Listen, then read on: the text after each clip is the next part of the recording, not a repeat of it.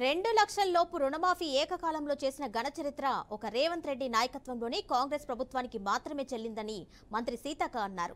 ఇది ప్రజా ప్రభుత్వం, పేదల ప్రభుత్వం అని మంత్రి కొనియాడారు. వరంగల్ జిల్లా చౌటుపల్లిలో ప్రాథమిక వ్యవసాయం సహకార సంఘం భవనాన్ని 500 మెట్రిక్ టన్నుల 2 గోదాములను సీతక్క ప్రారంభించారు. ప్రాథమిక వ్యవసాయ సహకార సంఘ భవన ఆవరణంలో మొక్కలను నాటి ప్రతి ఒక్కరూ విధిగా మొక్కలు నాటి పర్యావరణాన్ని కాపాడాలని సీతక్క కోరారు.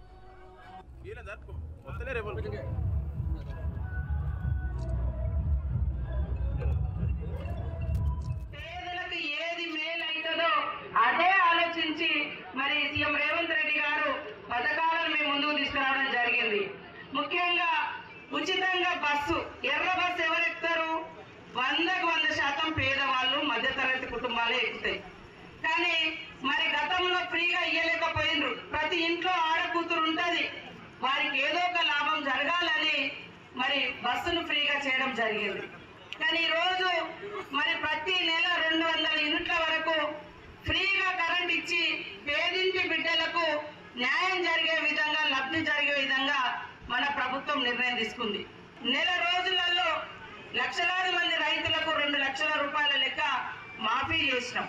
ఇంకా కొన్ని ఉన్నాయి, మేము లేవటలేం, కానీ రకరకాల కారణాల రీత్యా అవి పెండింగ్ ఉన్నాయి. కొన్ని సహకార బ్యాంకులలో కూడా ఏదో కారణాలతోటి పెండింగ్ ఉన్నాయి.